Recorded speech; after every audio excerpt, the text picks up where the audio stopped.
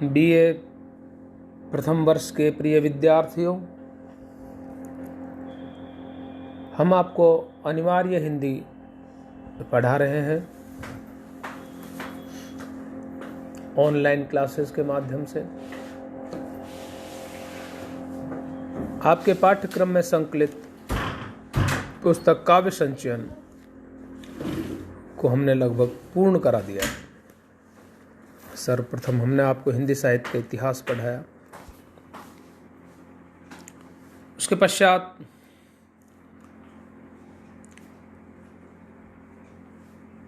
पुस्तक में संकलित कवि कबीर, सूर, तुलसी, रहीम, मैथिली शरण गुप्त, रामधारी सिंह दिनकर, सुमित्रा नंदन पंत, सभी का हमने कृतित्व, व्यक्तित्व परिचय के अलावा उनके काव्य की व्याख्या प्रस्तुत की।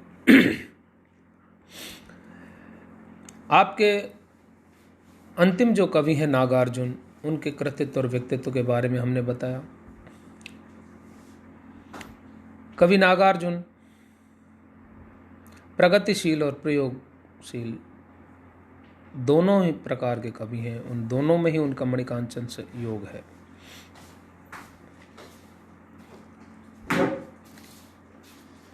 राजनीतिक प्रखरता भी इनमें मिलती है, ग्रामीण बोधता भी मिलती है नागार्जुन में।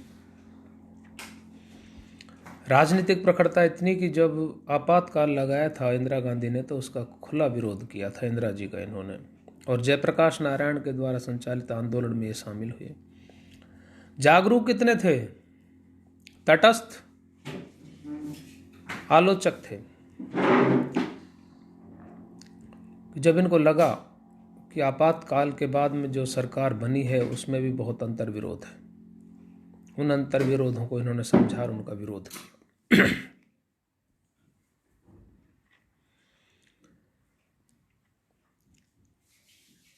नागार्जुन की जो कविताएं हैं वो इसका प्रमाण है कि वो बहुत ही स्पष्टवादी थे और सत्य का पक्ष लेते थे। उन्होंने एक प्रबंध काव्य भी लिखा जिसका नाम था भस्मांकुर। युगधारा, सतरंगे पंखों वाली और खिचड़ी विप्लव देखा हमने, ये इनके प्रमुख काव्य संग्रह। ठेठ ग्रामीण बोधता इनमें देखी जा सकती है। और हमने आपको पिछले वीडियो में उनका पहले वीडियो में विस्तार से बताया था कि कैसा उनका जीवन रहा, उनके कृतित्व और व्यक्तित्व के बारे में। अकाल और उसके बाद कविता की हमने व्याख्या की। बादल को घिरते देखा है, वो आधी कविता की व्याख्या हम पिछले वीडियो में कर पाए।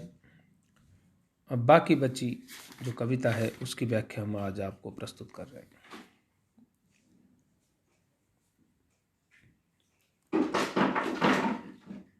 बादल को घिरते देखा है। हमने यहां तक पढ़ा दिया था कि ऋषु बसंत का सुप्रभात था, मंद मंद था अनिल बह रहा, बालारुण की मृदु किरणें थी, अलग बगल स्वर्णाभ शिखर थे, एक दूसरे से विरहित हो, अलग अलग रहकर ही जिनको सारी रात बितानी हो। निशाकाल से चिर अभिशापित बेबस उन चकवा चकवी का बंद हुआ क्रंदन, फिर उनमें उस महान सरोवर के तीरे शैवालों की हरी धरी पर प्रणय कलह छिड़ते देखा है, बादल को घिरते देखा। यहाँ तक हमने आपको पढ़ा दिया था, व्याख्या प्रस्तुत की थी कि बसंत ऋतु में किस प्रकार से वहाँ के जो पर्वत हैं, पहाड़ हैं, कितने शोभायमान होते हैं जब वो बर्फीले पहाड़ों पर बालारुण की, अरुण सूर्य की जब आभा प्रभा बिखरती है तो वो स्वर्णाभ शिखर दिखने लगते हैं। चकवा चकवी जो चिर अभिशापित हैं वो रात को अलग अलग रह करके प्रातः उस सरोवर के किरण शैवालों की हरी दरी पर प्रणय क्रीड़ा करते हैं। दुर्गम बर्फानी घाटी में, दुर्गम जहाँ जाना बड़ा कठिन हो, ऐसी बर्फानी घाटी सत सहस्त्र फुट ऊंचाई पर, सैकड़ों हजारों फुट की ऊंचाई पर अलख नाभि से उठने वाले, वो नाभि जो दिखाई नहीं देती, उससे उठने वाले निज के ही उन्मादक परिमल के पीछे धावित हो कर तरल तरुण कस्तूरी मृग को अपने पर चिढ़ते देखा है। देखिए आप, बर्फानी जो दुर्गम घाटियां हैं, जो सत सहस्त्र सैकड़ों हजारों फुट ऊंचाई पर हैं, वो घाटियां,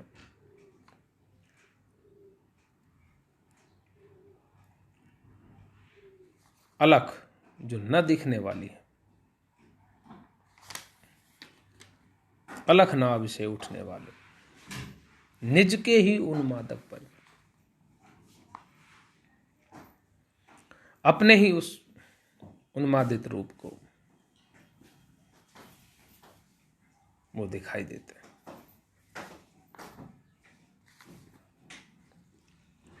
पीछे धावित होकर उनके पीछे दौड़े, तरल तरुण कस्तूरी मृग को, तरल तरुण कस्तूरी मृग को अपने पर चिढ़ते देखा, बादल को घिरते देखा। कहाँ गया धनपति कुबेर वह, कहाँ गई उसकी वह अलका। धनपति कुबेर कहाँ चला गया? कहते हैं कि कुबेर का निवास है वहाँ, उसकी वो कहाँ गई अलका, यानी कि उनकी जो कुबेरपुरी है वो कहाँ गई। नहीं ठिकाना कालिदास के व्योम प्रवाही गंगा जल का, वो गंगा जल जो व्योम प्रवाही, जो आकाश में घूमता रहता है, उसका कहाँ ठिकाना है। ढूंढा बहुत परंतु लगा क्या, मेघदूत का पता कहीं पर। कालिदास की जो मेघदूत रचना है, जो मेघ के माध्यम से संदेशा जा रहा है, तो उसका कहीं पता लगा क्या। कौन बताए वह छाया में बरस पड़ा होगा न यहीं पर। कौन बताए, हो सकता है यहीं वह बरस पड़ा हो।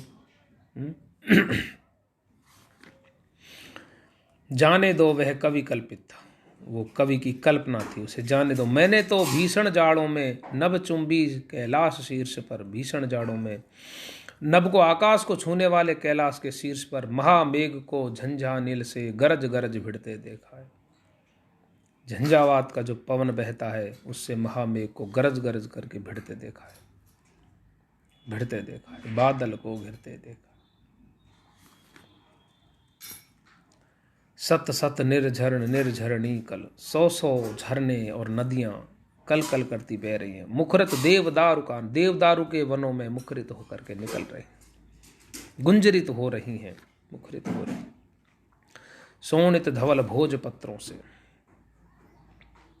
सोनित लाल श्वेत, सोनित धवल लाल और श्वेत, सोनित धवल भोज पत्र है, भोज वृक्ष के पत्र जो पत्ते हैं, छाई हुई कुटी के भीतर रंग बिरंगे और सुगंधित फूलों के कुंतल को साजे, फूलों से जो उनके बाल हैं उनको सजाए हुए इंद्रनील की माला डाले, इंद्रनील की माला डाले, इंद्रनील जो है उसकी माला को डाल करके और माला डाले। शंख सरी के सुघड़ गलों में, शंख जैसे सुघड़ गलों में, कानों में कुबले लटकाए, कानों में पुष्प लटकाए हुए, सतदल लाल कमल वेणी में, सतदल लाल, सौ सौ लाल कमलों के दल अपनी वेणी में, अपनी वेणी में लगाए हुए, अपनी चोटी में लगाए हुए, रचत रचित स्वर्ण चांदी से रचित, रचत रचित मणि खचित कला में,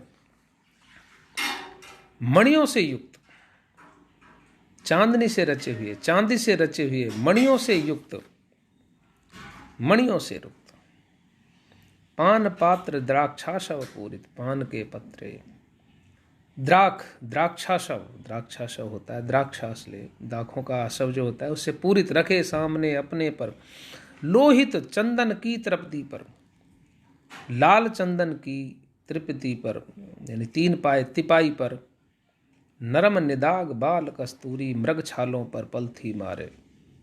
नरम निदाग, जिन पर कोई दाग नहीं है, निर्मल है, नरम है, निदाग बाल कस्तूरी मृग छालों पर पालथी मारे, मदिरारुण आँखों वाले उन, मदिरारुण जैसे मदिरा पीकर मस्त होने के, और जब आंखें हो जाती हैं ललाई युक्त, तो ऐसे आंखों उन्मद किन्नर किन्नरियों की, जो नृत्य करने वाले किन्नर किन्नरी हैं, गंधर्व हैं, मृदुल मनोरम अंगुलियों को वंशी पर फिरते देखा है, बादल को घिरते देखा, बादल को घिरते। ये छात्रों प्रकार ये आपका आज हिंदी कंपलसरी जो है आपके, उसका प्रथम प्रश्न पत्र पूर्ण हुआ। प्रथम जो पाठ्य पुस्तक है वो काव्य संचयन पूर्ण हुई। हमने आपको पिछले वीडियो में कंपलसरी हिंदी में जो प्रश्न आते हैं उनके बारे में भी बताया।